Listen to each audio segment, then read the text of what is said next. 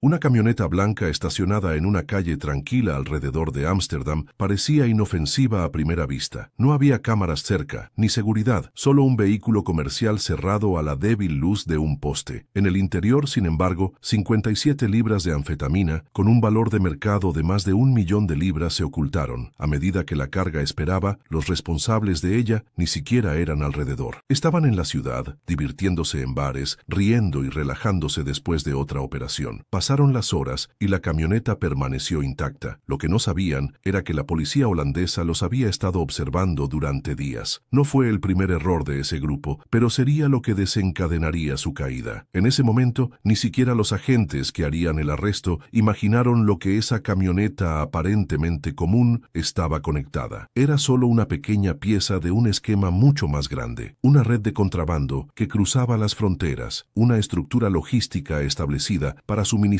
todo el mercado de drogas ilegales en el Reino Unido. Y en el centro de todo, había un hombre que estaba atento a El Tipo Grande. La historia de esta operación de 7.000 millones de libras y cómo una camioneta abandonada en la oscuridad desmantelaría todo el imperio, comienza con un personaje poco probable. Paul Green vivió en Widner, una pequeña ciudad industrial entre Liverpool y Manchester. Sin antecedentes penales, sin registros policiales, parecía ser un hombre de negocios común. Gestionó compañías de limpieza, tenía experiencia en salones de belleza e impuestos pagados esporádicamente. Pero detrás de esta fachada, controló una de las redes de tráfico de drogas más sofisticadas y extensas jamás vistas en el Reino Unido. El Verde no era del tipo que llamó la atención. No lucía riqueza, no usaba violencia. Su arma era la burocracia. Creó compañías de fachadas, compró nombres comerciales inactivos y clonó compañías reales para generar números falsos de IVA. Con esto, podría ocultar grandes cantidades de drogas dentro de cargas legítimas. El secreto estaba en la comida del fuerte olor: ajo, cebolla, jengibre. El envío parecía entregas comunes de productos alimenticios con operadores reales contratados. Nada despertó sospechas en la aduana. Si se les preguntó, los documentos eran impecables. Los nombres de las empresas conferían y la carga pasó sin problemas. Alquiló cobertizos en varias ciudades del Reino Unido y los Países Bajos: Wigan, Leeds, Sheffield, Rotterdam, todos vinculados a compañías fantasmas con nombres como Potfresh y Europe. Algunos envíos circulaban 4 veces por semana y la mayoría nunca fueron inspeccionados. Green gestionó todo discretamente, casi corporativamente. Los empleados tenían aranceles bien definidos, los mensajeros recibieron pago en efectivo, los operadores de almacenes no sabían lo que estaban guardando. El sistema funcionó como una red de distribución eficiente, no como un paquete de calle. Dentro del grupo nadie lo llamó Paul. Era el Gran, no por el tamaño físico, sino por el poder que ejercía, construyendo su carga del imperio tras carga. Si bien la operación británica era muy petrolera, dependía crucialmente de lo que sucedió al otro lado del canal. En 2017, Green dio un salto estratégico, ya que se asoció con 2 figuras clave en el continente: Barbara Rimbaud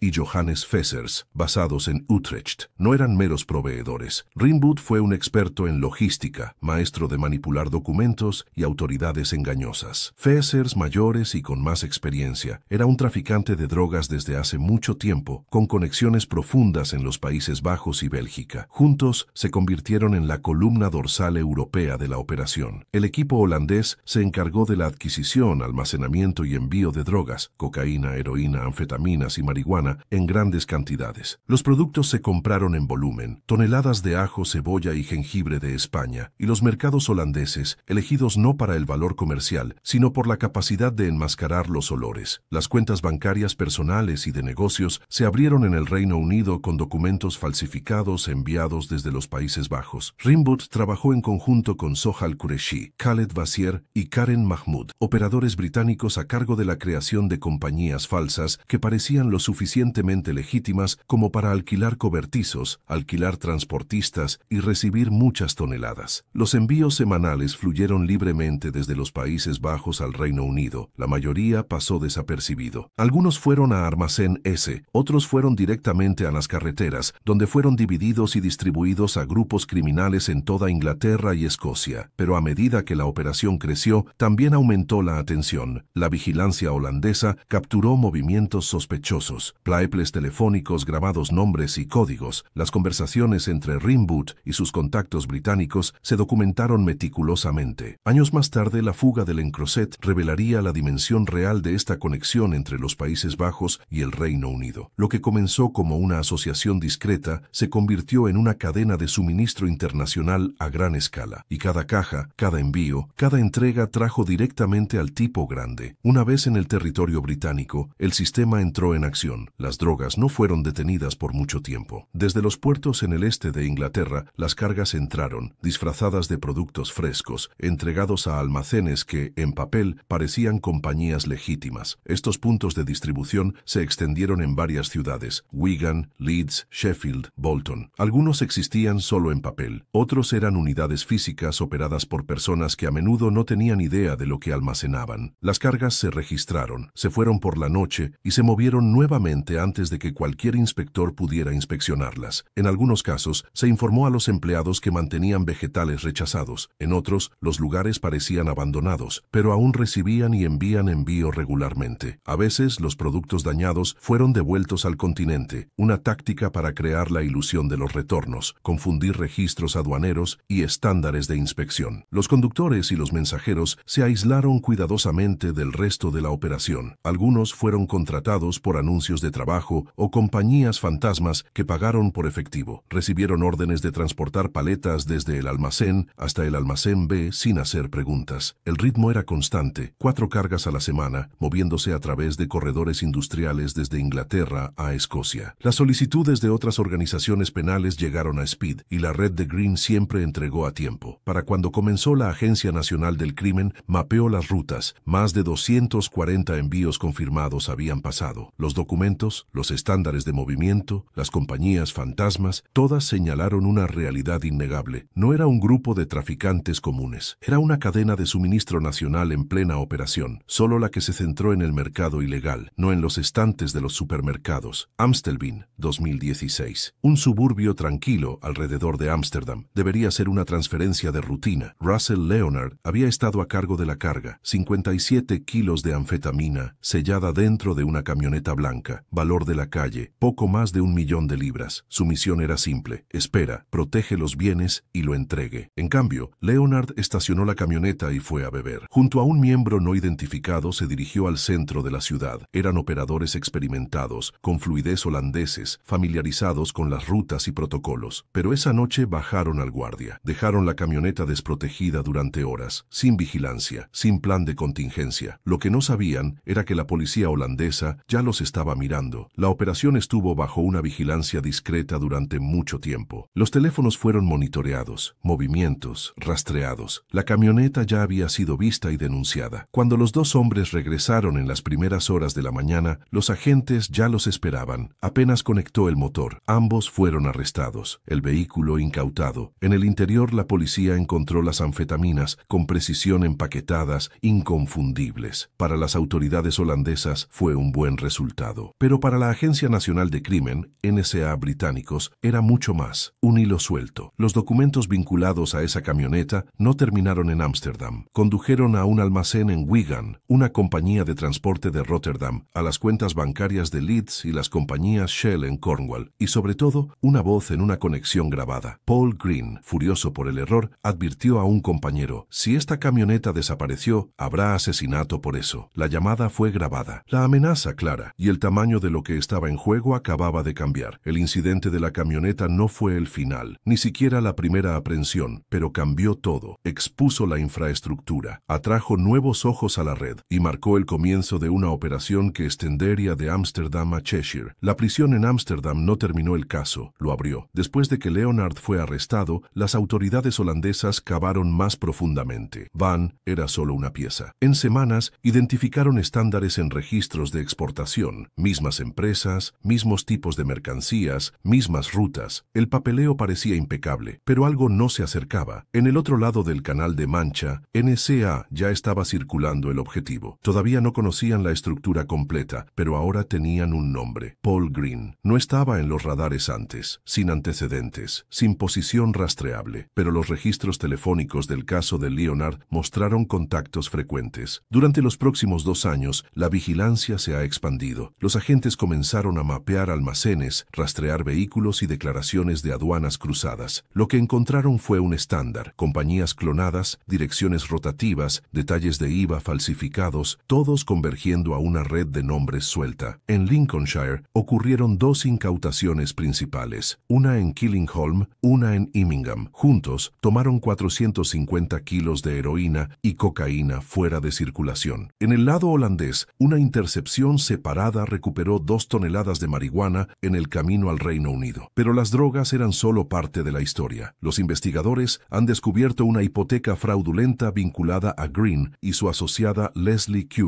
con un valor de más de 260.000, obtenida con la identidad robada de un propietario. Las compañías de fachadas como Blackpool Fruit y Beg se utilizaron para abrir cuentas, alquilar bienes inmuebles y desviar los pagos. Algunos no tenían empleados reales, otros se registraron en direcciones fantasmas, apartamentos vacíos o buzones. Cada aprehensión, cada documento falso, cada bandera roja agregó peso al proceso. Hasta 2018, la imagen era clara. No era un grupo que traficara un solo producto. Era una red vasta, estratificada y diseñada para camuflar. Lo que comenzó con una camioneta en un suburbio holandés ahora reveló su alcance. Cruzó las fronteras, los sistemas comerciales y las economías criminales. Llevaban teléfonos encriptados, electrodomésticos imposibles de enrochat para rastrear o engrapar. Solo los mensajes que ingresan salen mensajes, sin llamada, sin contacto guardado, todo borrado con un solo código. La mayoría del grupo dependía de ellos. Paul Green no. Su dispositivo, conocido en la red como agricultor de patos, apenas se usó. Prefería tácticas antiguas, reuniones cara a cara, Wi-Fi del hotel, números desechables cambiados con frecuencia. No confiaba en las aplicaciones, pero otras eran menos cautelosas. Los apodos utilizados en los chats coincidieron con seudónimos bajo investigación, planes de entrega, puntos de entrega, cantidades. Los detalles no siempre eran obvios, pero estaban encadenados, especialmente cuando se cruzaban con registros y almacenes de movimiento de vehículos. Cuando la policía francesa rompió el manchado en 2020, llegaron los datos. Miles de mensajes de usuarios en toda Europa, incluida varias operaciones verdes. No era un mapa completo, pero era suficiente. En 2019 comenzó el desmontaje, coordinado, silencioso y metódico. Paul Green fue arrestado en su casa en Witten en las primeras horas de la mañana. Sin advertencia, sin resistencia, los agentes confiscaron dinero, documentos y varios teléfonos. El hombre, que había pasado años evitando los focos, no tuvo tiempo de reaccionar. Stephen Martin fue arrestado en Bolton. Había sido monitoreado durante semanas. Al ingresar, la policía encontró registros comerciales, dispositivos cifrados y evidencia de transacciones inmobiliarias en el extranjero. Fue tomado sin incidentes. Muhammad Obes fue capturado en Burnage, Manchester. En su hogar, los agentes confiscaron a casi 45.000 en efectivo y 3 autos de lujo estacionados en el frente. Descrito por la policía como uno de los principales distribuidores del Reino Unido, no trató de negar. Al otro lado del mar, la policía holandesa ejecutó órdenes simultáneas en diversas direcciones. Rinwood fue atrapado en casa. Besters, en una unidad industrial vinculada a los envíos del grupo. Ambos habían estado escuchando durante meses. Khaled Bazir, Sahel Qureshi y Ghazenfar Mahmoud, operadores británicos que ayudaron a crear empresas y cuentas falsas, fueron arrestados en diferentes lugares por Inglaterra. Algunos estaban ubicados por datos telefónicos, otros ya señalados por registros de vehículos y contratos inmobiliarios. En total, 18 personas fueron detenidas en el Reino Unido y los Países Bajos.